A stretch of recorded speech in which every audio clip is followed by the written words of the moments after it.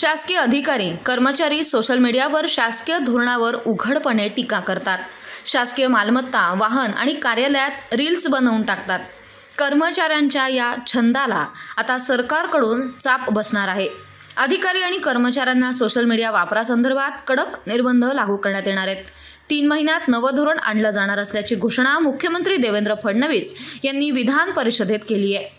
या संदर्भात बेशिस्तपणा खपवून घेतला जाणार नाही असा सज्जड इशाराही त्यांनी दिला। परिणय फुके, प्रवीण दरेकर, निरंजन डावखरे, प्रसाद लाड या आमदारांनी याबाबत लक्षवेधी मांडली होती। अधिकारी आणि कर्मचारी हे सोशल मीडियावर रील्स बनवून जणू काही आपणच राज्य चालवतो असा भास निर्माण करतात। शासकीय धोरणावर टीका करतात। या संदर्भात कडक नियम करण्यात यावे अशी मागणी करण्यात आली होती। मागील अनेक वर्षापासून ज्या प्रमाणात महाराष्ट्रामध्ये अधिकारी आणि कर्मचाऱ्यांचा सोशल मीडियावरचा वापर किंवा गैरवापर किंवा अतिवापर ज्या प्रमाणात सुरू आहे ते कुठेतरी बंद करण्याची आवश्यकता आहे।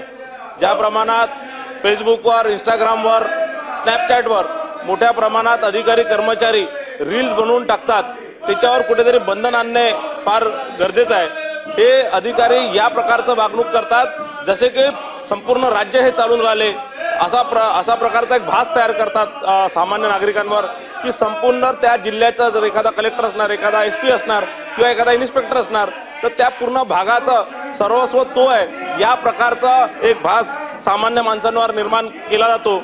सिंगम पिक्चर सारखं प्रत्येक गल्लोगल्ली आज पोलीस विभागातले सिंगम रील्सच्या माध्यमातून गल्लोगल्ली तयार झालेले आहेत आणि या सगळ्यांवर कारवाई करणे फार आवश्यक आहे।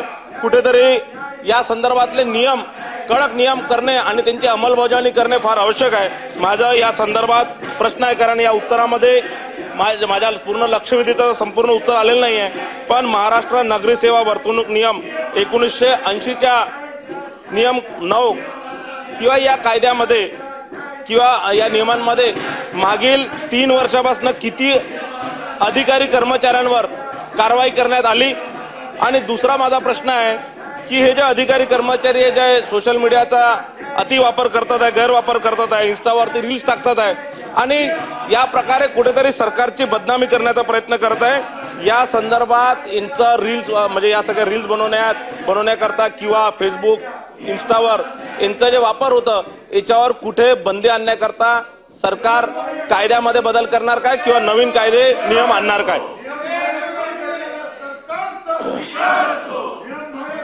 अध्यक्ष महोदय, सभापती महोदय, सन्माननीय सदस्य डॉक्टर परिणय फुके यांनी अतिशय महत्त्वाच्या विषयाकडे आपलं लक्ष वेधलं आहे। मुळामध्ये आपण जर बघितलं तर आपले जे सेवा नियम आहेत, ज्याला आपण Maharashtra civil services conduct rules म्हणतो, हे 1979 साली आपण तयार केले।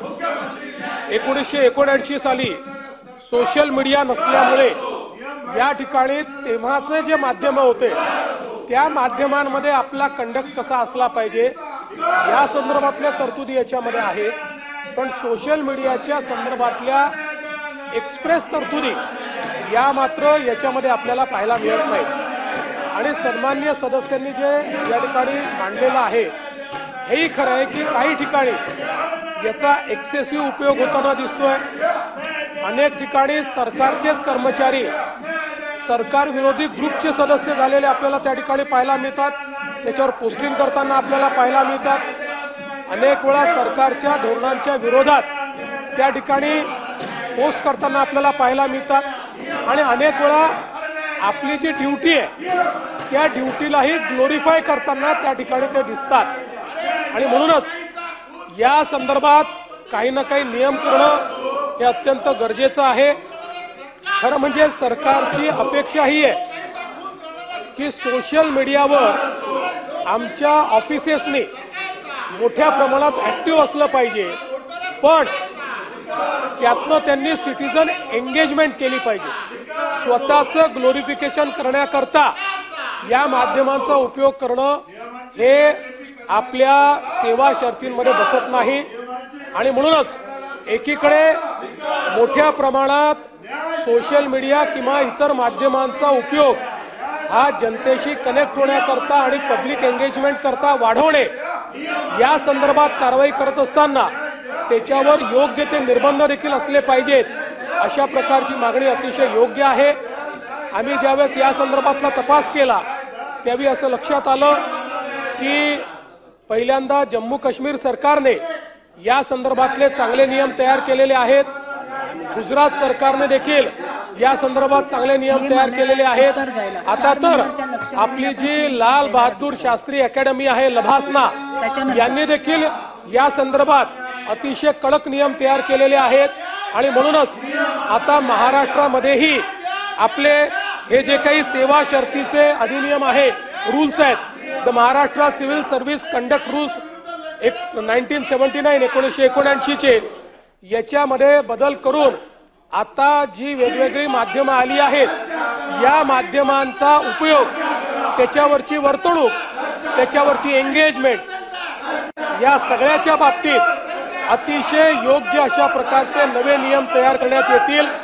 त्या नियमांना या सेवा शर्तीच्या नियमांचा भाग केला जाईल। त्या संदर्भात एक डिटेल अशा प्रकारचा GR हा काढला जाईल आणि कुठल्याही परिस्थितीमध्ये बेशिस्त वर्तन हे खपवून घेतलं जाणार नाही, हे या निमित्ताने मी लक्षात आणून देतो।